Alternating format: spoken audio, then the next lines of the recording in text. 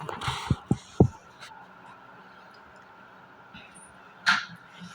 Friends,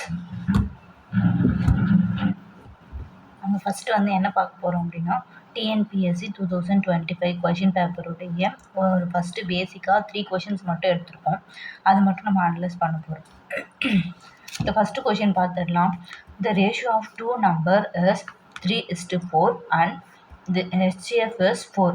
there LCM is dash அப்படின்னு கேட்டிருக்காங்க.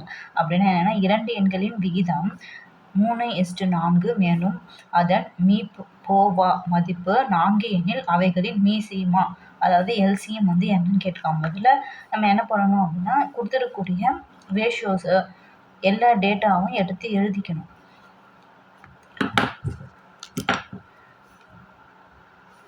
அந்த விகிதம் வந்துட்டு 3:4 and then HCF is 4.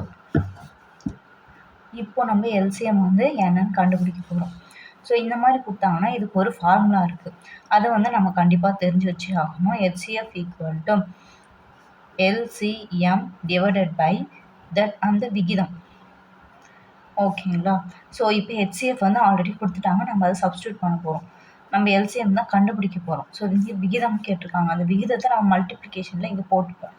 அப்படி போட்டுட்டோம் அப்படின்னா, ஸோ இப்போ இங்கே டிவைடில் இருக்குது, இந்த பக்கம் போகும்போது மல்டிப்ளிகேஷனில் போயிடுங்களா? Equal to LCM. ஸோ என்ன 16 × 3 பேசிக்ஸை எல்லாமே வந்து போட்டு பார்த்துருவோம். ஸோ 48. ஓகேங்களா? ஓகே, தென் நம்ம நெக்ஸ்ட் கொஷின் போயிடலாம். ஸோ A:B = 3:7 மற்றும் B:C = 7:6 எனில் C மற்றும் A இவற்றின் விகிதம் காண்க அப்படின்னு சொல்லியிருக்காங்க. ஸோ இங்கே என்னென்ன டேட்டாலாம் கொடுத்துருக்காங்க? A:B, எக்ஸ்ட்ராவாக என்ன கொடுத்துருக்காங்க? C. A கொடுத்துருக்காங்க, B கொடுத்துருக்காங்க, மறுபடியும் B கொடுத்துருக்காங்க. So double time B, double time ஏன்னா அதெல்லாம் எழுத வேண்டாம், ஒரு சிங்கிள் டைம் மட்டும் எழுதிட்டா போதும். ஸோ 2 A இருந்துச்சுன்னா ஒரு A எழுதுனா போதும், 2 B இருந்தால் ஒரு B எழுதுனா போதும். ஸோ ஆனால் வந்து ஈவன் சிங்கிளாக இருந்தாலும் அதை நம்ம எடுத்து எழுதிப்போம். ஸோ ஃபஸ்ட்டு A:B உடைய ரேஷியோ என்ன கொடுத்துருக்காங்க? 3:7. நெக்ஸ்ட்டு வந்துட்டு B:C உடைய ரேஷியோ என்ன கொடுத்துருக்காங்க? 7:6. ஸோ அப்போ இந்த இடத்துல 7:6 அப்படின்னு நம்ம போட்டுருவோம். ஓகேங்களா? இங்கே 7:6ன்னு போட்டாச்சு. ஸோ நமக்கு வந்துட்டு இந்த இடத்துக்கான ரேஷியோ என்னன்னு தெரியாது, இந்த இடத்துக்கான வேல்யூ என்னன்னு நமக்கு தெரியாது. ஸோ நம்ம என்ன பண்ணோம்னா, இதுக்கு முன்னாடி என்ன வேல்யூ கொடுத்துருக்காங்களோ அதை எப்படி அப்படியே டிட்டோவாக எடுத்து போட்டுக்க வேண்டியதுதான். அவ்வளோதான், சிம்பிள். இதுக்கப்புறம் இப்போ என்ன பண்ண போகிறோம்னா, ஸோ இது எல்லாத்தையும் மல்டிப்ளை பண்ண போகிறோம். ஓகேங்களா? ஸோ அப்போ இது ஸோ 7 3 21, 7 49, 6 42. ஓகேங்களா? ஓகே. ஸோ இப்போ இதை வந்து சிம்பிளிஃபை பண்ணிடலாமா? 7 டேபிளே மறுபடியும் கொண்டு வந்துடலாமா? ஸோ அப்போ இது வந்து பார்த்தோன்னா 7வது வாய்ப்பாட்டிலே அடிக்கும்போது, ஸோ 7 3 அதாவது 3 21, 7 49, 6 42. ஓகேங்களா? ஸோ இதுதான் வந்து பார்த்தோன்னா இதில் இந்த A:B:C. அவங்க ஃபைனலாக கேட்டிருக்குது என்ன? C:Aன்னு கேட்டிருக்காங்க. C:A. C:Aனா C-உடைய வேல்யூ என்ன? 6. A-உடைய வேல்யூ என்ன? 3. ஸோ இப்படி தான் நம்ம போடணும். ஸோ எடுத்ததுமே நம்ம வந்து A:B இருக்கும் அப்படின்னு சொல்லிட்டு 3:6ன்னு எழுதிடக்கூடாது, அது வந்து ராங் ஆகிடும். ஸோ அதனால எப்படி நம்ம எழுதணும்? 6:3 அப்படின்னு தான் எழுதணும். ஓகே, தென் தேர்ட் கொஷின் போயிடலாங்களா? 108 மற்றும் 234 ஆகியவற்றின் மீப்பெரு பொது வகுதியை 23x - 51 என்ற வடிவில் எழுதினால் எக்ஸின் மதிப்பு யாது அப்படின்னு சொல்லி கேட்டிருக்காங்க. ஸோ இங்கே என்ன கொடுத்துருக்காங்க அப்படின்னா, 2 எண்கள் வந்து கொடுத்துருக்காங்க. என்னென்ன எண்கள் வந்து கொடுத்துருக்காங்க? அந்த எண்கள் வந்துட்டு எடுத்து எழுதிக்கலாம். ஸோ இந்த 108 கொடுத்துருக்காங்க, 234 கொடுத்துருக்காங்க. மீப்பெரு பொது வகுதி அப்படின்னா என்னென்னா HCF. ஸோ HCF நம்ம கொடுத்துட்டாங்க, ஆனால் அது நம்பரில் கொடுக்காம இந்த எக்ஸெல்லாம் வச்சு கொடுத்துருக்காங்க. ஸோ இதை நம்ம எப்படி கண்டுபிடிக்கலாம் அப்படின்னா ரொம்ப சிம்பிள் தான். இந்த 2 எண்கள் இருக்குது இல்லைங்களா? ஸோ இதுக்கு வந்து நம்ம HCF வந்து கண்டுபிடிக்க போகிறோம்.